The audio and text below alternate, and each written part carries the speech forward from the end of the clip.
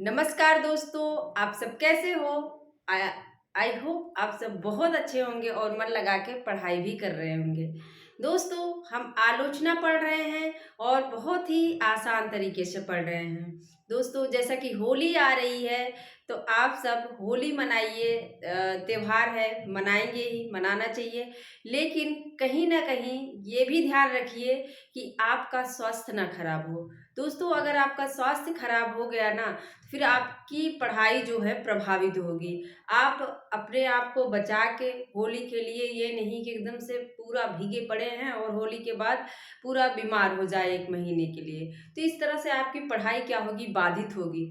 तो आप सब होली मनाइए अच्छे से और परिवार के साथ मिल-जुल के अच्छे से रहिए और पढ़ते रहिए। थोड़ा-सा अगर समय मिलता है, जो लोग घर गए हैं, थोड़ा-सा समय निकाल के बीच में कुछ न कुछ देखते रहिएगा। इससे क्या होता है कि हमारी जो कंटिन्यूटी है, निरंतरता है, वो बनी रहती है।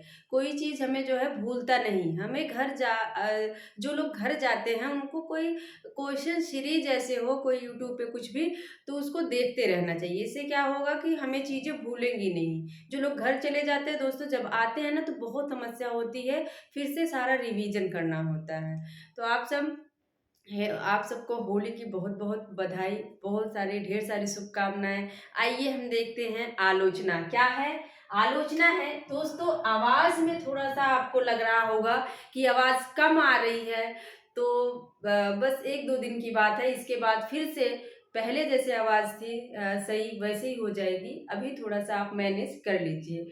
क्या है, शुक्लोत्तर युग में आज हम आगे देखेंगे और आज भी पहले की ही तरह इम्पोर्टेंट जो है आलोचक है, इसको आप लास्ट तक ज़रूर देखिएगा। यहाँ पे अभी देखना, हम कितने आराम से आसान तरीके से चीज़ों को याद कर लेंगे। तो आइए देखते हैं, पहले पे हमने लिखा है हजारी प्रसाद द्विवेदी। हजारी प्रसाद द्विवेदी ये ऐतिहासिक सांस्कृतिक मानवतावादी आलोचक हैं। इनका आप इतिहास देखेंगे तो कौन-कौन सा है?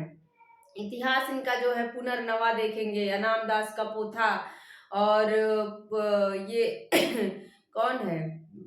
अभी याद नहीं आ रहा है। पहला वाला कौन-सा है? आप सब इसको कमेंट बॉक्स में बताएँगे। तो ये कैसे हैं, ऐतिहासिक पृष्ठभूमि को लेकर लिखते हैं। ऐतिहासिक पृष्ठभूमि को लेके इन्होंने अपना विषय बनाया हुआ है।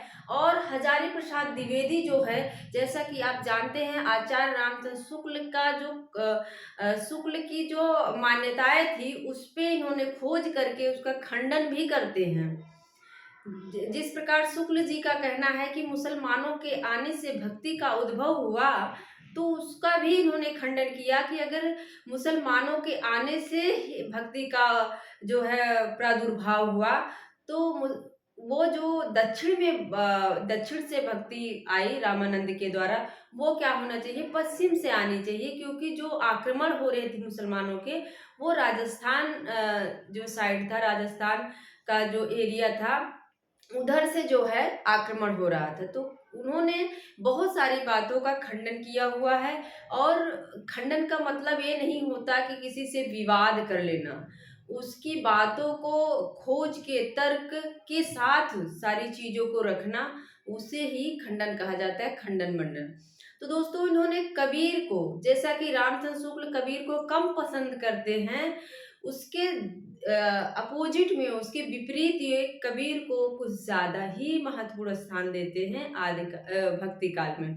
तो आइए देखते हैं हम हजारी प्रसाद द्विवेदी को। और हजारी प्रसाद द्विवेदी के बारे में एक बात और जान लीजिए, इन्होंने पृथ्वीराज रासो को क्या कहा है? सुख सुखी संवाद। क्या कहा है? जान लीजिए। पृथ्वीराज रासो जो कि हिंदी का हिंदी का प्रथम महाकाव्य माना है रामचंद्र शुक्ल ने, उसको इन्होंने क्या कह दिया है? सुख सुखी संवाद। ये पूछा जाता है, सुख सुखी संवाद किसने माना है? तो हजारी प्रसाद द्विवेदी ने। और इन्होंने ही कीर्तिलता को क्या कह दिया है? भृंग भृंगी संवाद। क्या कहा? भृंग भृंगी संवाद। क्या कहा इन्होंने? भृंग भृंगी संवाद किसको कहा? कीर्तिलता को कहा। किसको कहा? कीर्तिलता को कहा। भृंग मतलब होता है भौरा, तो भृंग भृंगी संवाद किसको कहा इन्होंने? कीर्तिलता को। ये चीजें हमें कंफ्यूज करती थी कि सुख सुखी किसको कहा और भृंग भृंगी किसको कहा। तो हमने याद कर लिया था लता पे क्या बैठेगा? भृंग बैठेगा। भृंग जो है भौरा कहाँ बैठेगा? लता पे बैठेगा। तो इन्होंने कीर्तिलता को क्या माना? भृंग भृंगी माना। और पृथ्वीराज रासो जो है उसको सुख सुखी सुखी संवाद माना। मतलब भौरा कहाँ बैठेगा? फूल की लता पे ही तो बैठेगा ना। तो लता जो है वो भृंग भृंगी संवाद। और हजारी प्रसाद द्विवेदी ने रामानंद को क्या कहा है? आकाश धर्मा गुरु। क्या कहा? आकाश धर्मा। पूछा जाता है, इसको आप लोग ध्यान दीजिएगा। आकाश धर्मा गुरु किसे कहा इन्होंने? तो किसे कहा? रामानंद को कहा। किसे कहा? रामानंद को इन्होंने माना है। एक चीज पूछा जाता है, वियोगी हरि ने तुलसीदास को किस संप्रदाय में दीक्षित माना है? तो रामानंदी संप्रदाय में दीक्षित मानते हैं। कौन? वियोगी हरि। ये सारी चीजें दोस्तों पूछी जाती है। तो रामानंदी संप्रदाय में वियोगी है। और आकाश धर्मा गुरु किसे कहा जाता है? तो ये रामानंद को कहा जाता है। और इन्हीं को आकाश धर्मा आलोचक जो है रामविलास शर्मा कह देते हैं कि हजारी प्रसाद द्विवेदी कैसे हैं? आकाश धर्मा आलोचक हैं। तो ये रही बहुत ही इम्पोर्टेंट बातें। अब आइए हम देखते हैं ये जो आलोचनाएं हैं उसको हम कैसे याद करें। इनकी सारी आलोचनाओं को पूछा गया है, कालक्रम में भी पूछा गया है। पूछ लेगा कि निम्नलिखित में से कौन सी हजारी प्रसाद द्विवेदी की आलोचना नहीं है? तो क्या क्या है? सूर साहित्य है, हिंदी साहित्य की भूमिका, कबीर, हिंदी साहित्य का आदिकाल, सहज साधना, कालिदास की लालित्य योजना, मध्यकालीन बोध का स्वरूप। तो इसको कैसे याद करेंगे ये भी देखिए। ये पहले लिखते हैं सूर साहित्य, हजारी प्रसाद द्विवेदी। अब सब जानते हैं हजारी प्रसाद द्विवेदी किसको पसंद करते हैं? कबीर को पसंद करते हैं।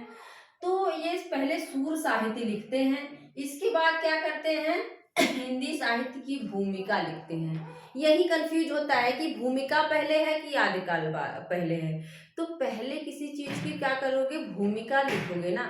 आदिकाल तो बाद में आएगा, लेकिन पहले किसी चीज की क्या करोगे आप? भूमिका लिखोगे। तो पहले क्या होगा? भूमिका होगा। और भूमिका लिख किसके लिए रहे हैं? ये अपने मनपसंद कवि के बारे में लिख रहे हैं, कबीर के बारे में लिख रहे हैं 41 में। और कबीर के बारे में लिखते हैं। तो जब लिखना शुरुआत करते हैं तो आदिकाल उसे कहा जाता है। क्या कहा जाता है? आदिकाल कहा जाता है। कबीर के बारे में लिखना शुरू करते हैं और कबीर के बारे में जब कुछ लिखेंगे तो आदिकाल मतलब शुरू हो रहा है आदिकाल। इसके बाद सहज साधना। आदिकाल में आपको क्या दिखाई देगा? सहज साधना दिखाई दे रही है ना। आदिकाल में क्या दिखाई दे रही है? सहज साधना दिखाई दे रही है। और सहज साधना में ही कालिदास की लालित योजना भी है। कालिदास, जो लोग संस्कृत थोड़ा बहुत पढ़े होंगे, कालिदास का जो है अभिज्ञान शाकुंतलम, उसमें देखो कितना अच्छा लगता है। शकुंतला को जब दुष्यंत भूल जाते हैं तो क्या है? एक लालित्य सा लगता है, बड़ा ही अच्छा लगता है। तो उन्होंने क्या किया है? सहज रूप से कौन करते हैं लालित्य योजना? तो कालिदास करते हैं। और ये सब कब करते हैं? मध्यकाल में करते हैं। ये सब कब कर रहे हैं? मध्यकाल में कर रहे हैं। मध्यकालीन का बोध स्वरूप, मध्यकालीन बोध का स्वरूप। फिर से देखो, हजारी प्रसाद द्विवेदी है सबसे पहले तो ये सूर साहित्य लिख देते हैं। इसके बाद इन्हें कबीर के बारे में लिखना है तो ये क्या करेंगे? पहले कबीर की भूमिका लिखते हैं, फिर कबीर लिखेंगे और इसके बाद क्या करेंगे? तब आदिकाल लिखना शुरू करेंगे। और आदिकाल में क्या दिखाई दे रहा है? सहज साधना दिखाई दे रही है। क्या? सहज साधना दिखाई दे रही है। और सहज साधना किसमें और दिख रहा है? कालिदास की लालित्य योजना में। उनकी योजनाएं बहुत, उपमा कालिदास से कहा जाता है ना, उपमा कालिदास से भारवे अर्थ गौरव। तो उपमा कालिदास से, तो सहज साधना कालिदास में भी है। और लास्ट में कहा जा रहा है कि ये सब कब होता है? मध्यकाल में होता है। मध्यकालीन बोध का स्वरूप। अब देखिए इलाचंद जोशी हैं। इलाचंद जोशी कैसे हैं? ये मनोविश्लेषणवादी आलोचक हैं, और मनोविश्लेषणवादी आलोचक ये आलोचना के जनक भी कहे जाते हैं। कौन? इलाचंद जोशी। लेकिन अगर हम को माना जाता है कि ये मनोविश्लेषणवाद के जो हैं जनक हैं। तो अगर उपन्यास में आप देखें तो उपन्यास में 4 लोग आते हैं। उपन्यास मनोविश्लेषणवादी उपन्यास में 4 लोग आते हैं। कौन कौन? जैनेन्द्र आ जाएंगे, इलाचंद जोशी आ जाएंगे, अज्ञेय आ जाते हैं, और देवराज, डॉक्टर देवराज आते हैं। अब हम देखते हैं इलाचंद जोशी, इनकी कहानियां भी पूछी जाती हैं, इनकी आलोचनाएं भी देख लीजिए। साहित्य सर्जना, इलाचंद जोशी को जब भी मैंने याद करवाया कि ये जोश में आ गए। क्या है? ये जोश में आके कहते हैं कि मैं भी साहित्य की सर्जना करूंगा। क्या कहते हैं? मैं भी साहित्य की सर्जना करूंगा। सर्जना वहां भी करते हैं नंद दुलारे, लेकिन वो सर्जना और समीक्षा करते हैं रीति और शैली के माध्यम से। ठीक है, और उसमें नए साहित्य, नए प्रश्न डालते हैं। लेकिन यहाँ पे कह रहे हैं कि जोश में आके कि मैं भी सर्जना करूंगा। फिर क्या करते हैं? वो विवेचना करते हैं, साहित्य की विवेचना करेंगे, विश्लेषण करेंगे, देखा मतलब देख परख रहे हैं कि कैसे सर्जना होगी। इलाचंद जोशी हैं, जोश में आ गए, कह रहे हैं कि मैं भी साहित्य की सर्जना करूंगा, और फिर विवेचना करते हैं, विश्लेषण कर रहे हैं और देख परख रहे हैं कि साहित्य की सर्जना होती कैसे है। ये तो हो गए इलाचंद जोशी। मुझे लगता है आप लोगों को याद होना चाहिए, ये एकदम सिंपल से है। साहित्य सर्जना, विवेचन, विश्लेषण और देखा परखा। अब देखिए नलिन विलोचन शर्मा, वेरी इंपॉर्टेंट है दोस्तों, इसको आप लोग याद ही कर लीजिए। नलिन विलोचन शर्मा का बहुत पूछा जाता है। साहित्य का इतिहास दर्शन। क्या है? साहित्य का इतिहास दर्शन। अब देखो, जब विलोचन, विलोचन मतलब आंख, नैन, नेत्र, जब आप किसी का दर्शन करने जाओगे तो कैसे करोगे? लोचन से ही तो करोगे ना। दर्शन जब किसी का करोगे तो कैसे करोगे? लोचन से लोचन से करोगे। तो लोचन जो है, दर्शन वाली रचना किसकी हो जाएगी? इनकी, नलिन विलोचन शर्मा की। क्या है? लोचन से क्या करोगे? दर्शन करोगे। आंखें हैं ना, ये आंखें हैं, तो आंखों से क्या करोगे? दर्शन करोगे। तो हिंदी साहित्य का इतिहास दर्शन किसकी हो जाएगी? नलिन विलोचन शर्मा की। और छायावाद और प्रगतिवाद, दर्शन दिखाई किसमें देगा आपको? जब आप छायावाद पढ़ोगे दोस्तों तो उसमें आपको रहस्यवाद दिखाई देगा। दर्शन की तरह चीजें हैं, कामायनी देखो तो समझ ही नहीं आती कि कहना क्या चाह रहे हैं। तो दर्शन किसमें? छायावाद और प्रगतिवाद में। इसके बाद है डॉक्टर देवराज। दोस्तों देवराज उपाध्याय अलग है और डॉक्टर देवराज जो हैं वो अलग है। तो डॉक्टर देवराज का हमने बताया छायावाद का पतन। क्या है? बहुत पूछा जाता है, इसका हमने बताया था। और छायावाद रचना पूछ ले, याद रखिएगा। छायावाद से पूछ ले तो किसका है? नामवर का है। किसका है? नामवर का है। इसमें बताया था हमने कि इसमें भी 4 वर्ड शब्द हैं और 4 वर्ड हैं, और इसमें भी 4 वर्ड हैं। क्या है? तो यहाँ पे देवराज नहीं आएंगे क्योंकि इसमें देख रहे हैं डॉक्टर भी लगा है। मैंने बताया था जो देव होता है उसका पतन होता है? नहीं होता ना, पतन नहीं हो रहा है। जो देव है, जो देवी देवता है, उनकी मृत्यु होती है, उनका पतन होता है? नहीं होता है। तो पतन वाली रचना किसकी हो जाएगी? देवराज की हो जाएगी। और छायावाद में 4 वर्ण है, नामवर में भी 4 वर्ण है। तो छायावाद रचना किसकी हो? अगर आप यहाँ पे आपने ट्रिक करके बना लिया तो इसको अपने आप सही कर लोगे कि ये नामवर की है, देव की नहीं है, देवराज की नहीं है। देवराज क्या? देव का पतन नहीं होता है। तो छायावाद का पतन किसकी हो जाएगी? देवराज की हो जाएगी। इसके बाद ऐसे ही है छायावाद का पुनर्मूल्यांकन। तो हमने बताया था पुनर्मूल्यांकन किसका है? पंत की रचना है। छायावाद का पुनर्मूल्यांकन किसका है? पंत का, क्योंकि पा ना उसमें भी आ रहा है, पा ना उसमें भी आ रहा है, तो पंत की पुनर्मूल्यांकन।